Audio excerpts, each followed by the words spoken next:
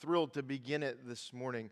Maybe you grew up in a tradition where this season, the season of Lent, meant that you gave up something, chocolate or ice cream or something like that, or maybe you ate fish on Fridays, or did you see the McDonald's commercials are all about fish sandwiches now? Happens every time before Easter. But for us, Easter is a big deal because the events that Easter celebrates are the centerpiece of the Christian faith. I've said this before, and it's true, that the Christian faith is not centered around a morality to obey or a philosophy to adopt or a worldview to agree with. None of those things are at the center of the Christian faith. The Christian faith, make no mistake about it, is centered on an event that happened. Something happened, and Easter celebrates that event, the death and resurrection of Jesus. And so, as we move towards Easter, and we're going to have an Easter service at all 4 of our campuses, even though we're not ready yet for our Eldersburg campus to meet on a regular basis on Sunday mornings, we're going to have an Easter Sunday service at 11 o'clock in Eldersburg. And of course, here, lots and lots of services, and at Hampstead and Restoration. And we are going to celebrate the events that happened on Easter. And they are exciting and world-changing, and they can tend to fall into a category that's not that in our day, right? So, in other words, when the events that we're going to celebrate happened the first time around, no one saw them coming. I mean, no one. They shocked everyone and changed the world. But in our day, when I say to you in a crowd like this, Jesus died on a cross, no one in the room is shocked because you've heard that before. No one is shocked and amazed that that actually happened. They were the first. No one saw that coming. Even the people who were following Jesus never in a million years imagined that that's the way it would end. And then we're going to tell you that Jesus rose from the grave. Again, no one in the room is like, what? I've never heard that before. Oh my gosh. But the first time around, can I tell you, I mean, nobody thought that it was going to happen. That even the people who Jesus told over and over again before it happened that it was going to happen, he would say, I'm going to die, and 3 days later, I'm going to rise. Not one of them thought it would happen. No one was at the tomb that Sunday morning going, 5, 4, 3. Why? They didn't think it was going to happen. But for you and me, we've heard it before. So on Easter Sunday, we are going to celebrate like crazy what happened. But before then, we're going to spend 5 weeks learning about what did what happened mean. And our source for understanding and for learning what the events that we celebrate meant are the actual words of Jesus from the cross. Jesus spoke 7 different phrases actually from the cross. He was explaining the meaning of what was happening while it was happening. And as we look at his words, his last words, we are going to learn the meaning of what we celebrate on Easter. Now, so you might think of, in our day, famous last words is a line that we use from time to time. Maybe that's something that you don't think somebody's going to do. They promise something and you say, yeah, famous last words. Or maybe it's actually the last words recorded that someone said. I looked up some famous people and their last words, and they were, I don't know, weird, it seemed like to me. I'll give you a couple. Bob Marley, remember that Rastafarian guy? He said, money can't buy life, and then he died. I thought, that's weird. Karl Marx, he said, last words are for fools who haven't said enough, and then he died. I'm not sure what that makes him.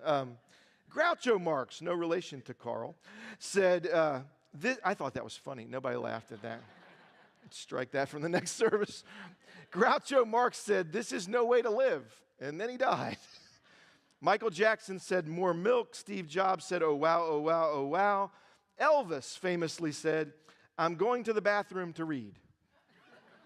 And then he died. None of them all that worth remembering. they didn't know that they were going to die. Maybe they would have said something more profound if they did, but Jesus did. And what he said is so packed with meaning of explaining what the cross means for us. So what we're going to do is each of the 7 sayings, we're going to take a service and we're going to unpack it together and apply it to our lives. And we're going to start with the first one, which is found in Luke chapter 23. So if you have a Bible, it's just 3 verses. I'm going to read Luke chapter 23, verses 32 to 34. Listen. 2 other men, both criminals, were also led out with him being Jesus, to be executed. When they came to the place called the Skull, they crucified him there, along with the criminals, one on his right and the other on his left. Verse 34. Jesus said, "Father, forgive them, for they do not know what they are doing." And they divided up his clothes by casting lots. From the cross, Jesus speaks these words first. "Father, forgive them, for they don't know what they're doing." Now, those words require some context to understand their meaning, right? The same words said in a different context can mean something completely different. Would you agree? I was thinking about this week, my daughter, Rebecca, is getting ready to turn 21, so you should pray for me. And I remember a couple of times in her life saying these words, "I really hope she makes it." One of the times that I said that was when she tried out for the dance team when she was a freshman in high school. And I said to Elizabeth, "I really hope she makes it." And she didn't make it. She went out the next year and she made it, and that was cool. I also remember, however, saying those same words, "I hope she makes it," in the neonatal intensive care unit when she was born. And at 6 days old, she had heart surgery. And I remember saying, "I really hope she makes it." Now, would you agree that it meant something different in that context than in the dance team? Of course it did. The context from which Jesus says these words, "Father, forgive them, they don't know what they're doing," is when he's dying on a cross. Miraculous that someone would say that. I would have other words on my mind at this point. Jesus did not. What does that reveal? Well, let's start by asking this question. How in the world did he end up in that spot, at least in this first week? Let's give some context to how did he end up there? And the answer to that question has to do with life. Maybe surprisingly, I think it has to do with his life. I think it has to do with your life.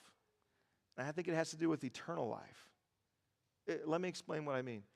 In one sense, I think Jesus ends up on the cross speaking these words in that context because of his life.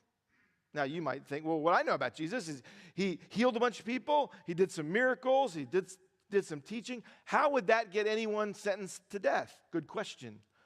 The truth is that the way he lived his life and the things that he said to people actually aggravated both religious leaders and secular leaders. Make no mistake, Jesus knew exactly what he was doing the whole time.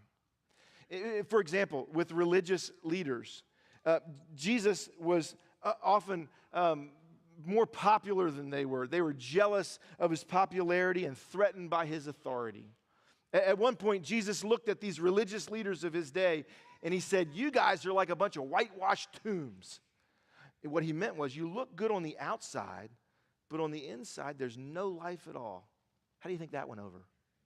Yeah, like a lead balloon, right? And even with the Roman authorities, the secular leaders, Jesus confused them because it seemed like he had a power that they knew nothing about. That as try as they might, they couldn't pull away any power from him. He had this other kind of power. One time, Jesus said of Herod, who was out to get him, and said, you need to stop whatever you're doing. And Jesus said these words in Luke 13. He said, "You tell that fox that I'm going to keep healing, I'm going to keep spreading the gospel, and I'm going to do it until I'm ready to stop." That's my translation. How do you think that went over with Herod? Yeah, not great. Even the Jewish people who were hoping for a Messiah they were disappointed in Jesus because they wanted him to be a military leader who would kick some serious Roman butt, in my translation again, and free them from Roman occupation. And he didn't. He said things like, my kingdom is not of this world. The way to gain power in my kingdom is by giving it up. The first will be last in my kingdom. Last will be first. And they were confused and disappointed in him. Even his best friends, the 12 men that he individually picked to be his apprentices, they famously missed the point over and over again. So much so that at one point Jesus looks at them and says, "How long, O Lord, do I have to stay with these guys?" And at the most critical point, when those closest companions could have stepped in and protected him, what did they do? Well, one betrayed him, and the others abandoned him. So, what am I saying? I'm saying the first reason that you could say Jesus ended up on a cross was, in fact, his life. He knew exactly what he was doing every step of the way. But in another sense, Jesus ended up on a cross because of the collective failure of the human race. If you look at all of those different groups, they include our jealousy, arrogance, apathy, unbelief, even cowardice. And so, in a very real sense, that's why Jesus ended up on the cross. And that sort of describes our lives way more than it does his. So that's the second reason. Why did Jesus end up on a cross? Your life and my life. Let me tell you what I mean. The words, "they don't know what they're doing," couldn't be more true of more people in our world. Now, Jesus spoke them from the cross, and it's not that they weren't true about the people that were there that day, that surrounded the cross when he said them. They certainly were true about them. Think about how much they did not know what they were doing. Think about the Roman soldiers who were nailing Jesus to the cross. They had no idea that the hands that they were actually nailing created the wood that they were nailing them to. They had no idea. Think about the religious leaders that actually called for his death sentence. They had no idea. They were actually condemning to die the God who they claimed to be serving. They were clueless. They had no idea what they were doing.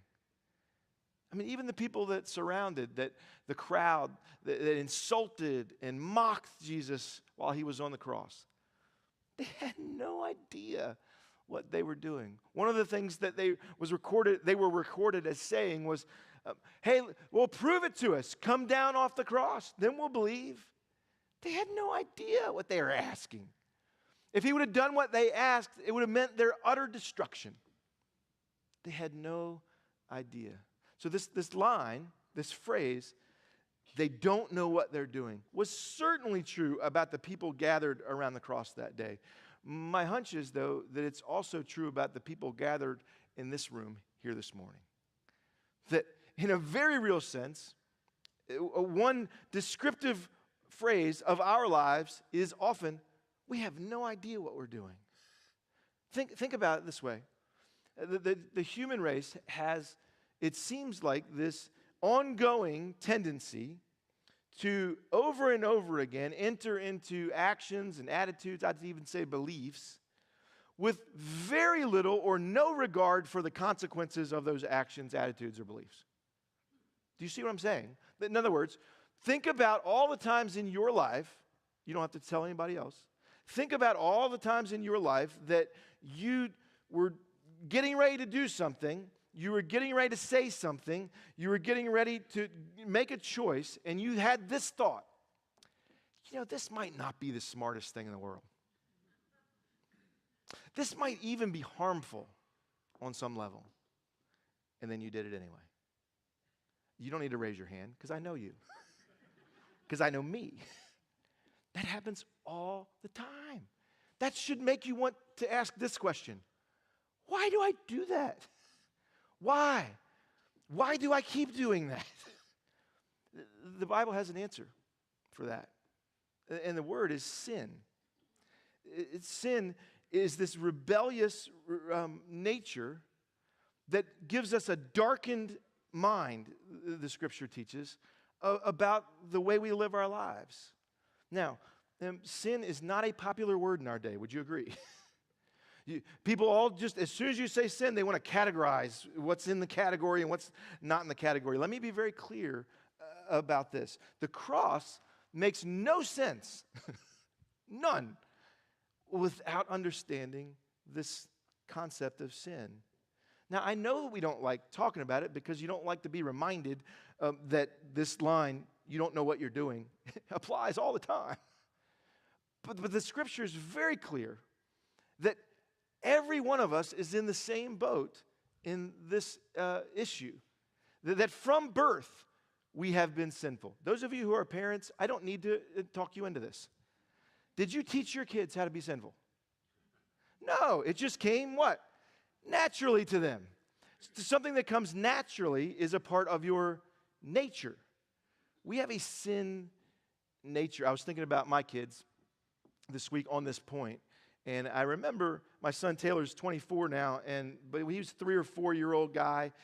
We got a call from the preschool. It's never good. You know what I mean? They never call you to say, hey, your kid's having an awesome day. Just wanted to let you know. Never. There's some folks in our staff, that they have little kids and they're either in preschool or elementary school. And I'm telling you, almost on a weekly basis, we're in a meeting and somebody goes, oh, it's the elementary school. And we all go, I'm so sorry. Because it's never good, right? And so we got the call from the preschool, and they said, you need to come in.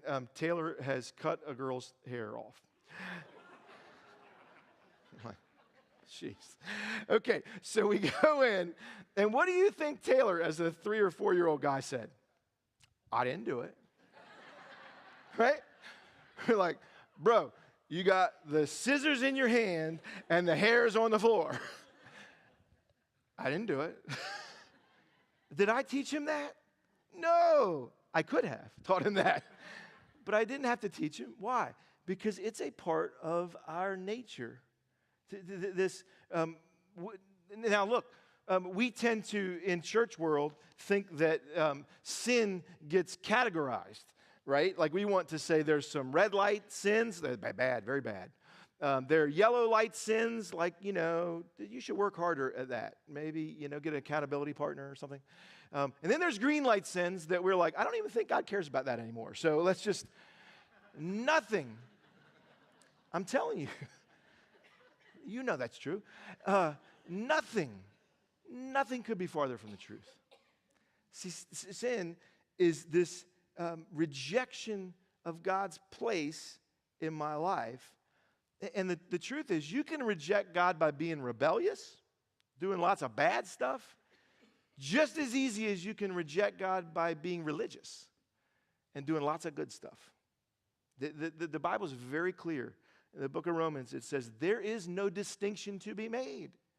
We all have sinned and fall short of the glory of God. And that is the reason for the cross. If you don't see that, the cross and whatever Jesus says from it will make no sense.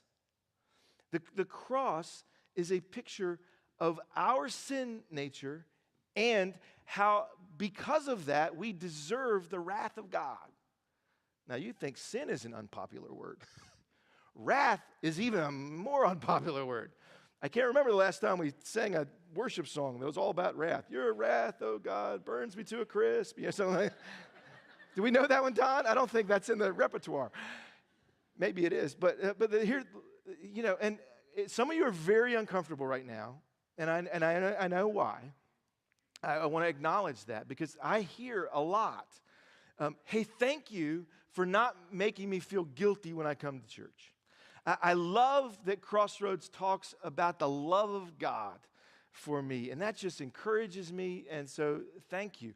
And so I get it. When I start talking about the wrath of God and sin, you go, oh, here we go again. That's what I don't like about Christianity, is when the church gets focused on this. Let's talk about the love of God. Okay, great. Let's talk about the love of God. Do you know what it takes to love somebody like you? Nah, you didn't think about that, did you? Here's the truth. You can discipline without love. It's ugly, but you can do it. But you cannot love without discipline. You can't do it. It's something else. It's not love. You can't love without discipline.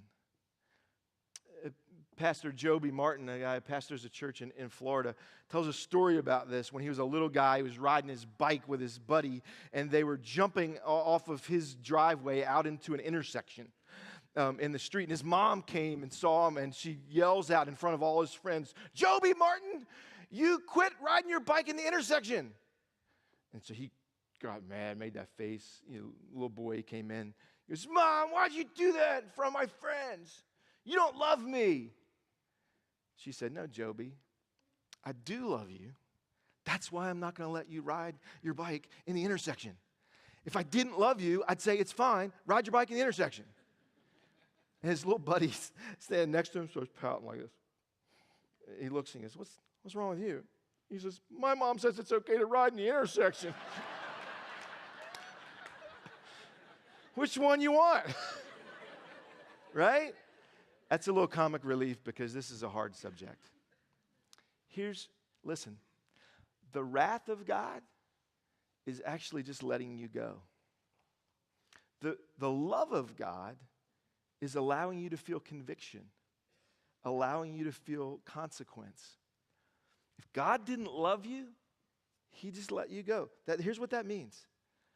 That God doesn't send anybody anywhere. The wrath of God is finally letting you go. The love of God is allowing you to feel the consequence of being separated from him. And that gets us to the last life. How did Jesus end up on the cross? Well, it had to do with his life, had way more to do with your life, had everything to do with eternal life. Because he doesn't just say they don't know what they're doing. He says this, "Father, forgive them. Father, forgive them." Now, don't mistake. Jesus is not saying we should be forgiven because we're so stupid. He's saying we need to be forgiven because we're so clueless. And he's going to pay the penalty for our sin on the cross. Now, that might be confusing because of the context here. Maybe you are thinking, well, is God forgiving sin or is he paying for it? Because I hear both, and it's a little confusing. Does God forgive sin or does he pay for sin? Yes. And you can't do one without the other. You cannot. Because forgiveness always requires that somebody pays. Somebody always pays when there's forgiveness. If you hurt me, if you fail me, if you injure me, then there's an inequity in our relationship. You owe me. Let me give you a concrete example. Here's my friend Rainey Taylor over here. And let's say I lent Rainey my phone, and she dropped it in the toilet. It happens, right? And so now we have a problem, right? And I could do one of two things. I could make Rainey pay. We could go over to the AT&T store, and she buys me a new phone, and then we're good again. Or I could forgive her, and then I pay. Either I go pay for the new phone, or I live without the phone, and I pay the price of not having one. One way or the other, somebody's going to pay. Here's what Jesus says on the cross. "Dear Father, they can't pay. I'm going to pay for them. Please forgive them." That's what Jesus is saying. Those are the first words out of his mouth from the cross. They give context to the whole thing. He says, "Father, forgive them. They don't know what they're doing." Now, I'm going to come back next week and we'll look at the second phrase. But as we get ready to close this service, I want to share with you not more words that Jesus said, but I want to share with you words that he did not say. Because leading up to that point where he spoke those first words, there was a lot of silence on the part of Jesus. Let me read to you two sections from Mark chapter 15. Verses 3 to 5 say this. The chief priests accused him of many things. So again, Pilate asked him, aren't you going to answer? See how many things they're accusing you of? But Jesus still made no reply, and Pilate was amazed. See, when he was accused of all manner of things, Jesus said nothing. But you know what he was thinking? I love you, Pete. I love you, Jill. I love you, Susan. I love you, Ann. I love you, Bill. They brought him before the Romans. And in verses 16 to 20, we read this. The soldiers led him away to the palace that's called the Praetorium, and together the whole company of soldiers, they put a purple robe on him, they twisted a crown of thorns, they set it on him, and again they struck him. And they bowed down and said, Hail, King of the Jews. They put a crown of thorns on his head.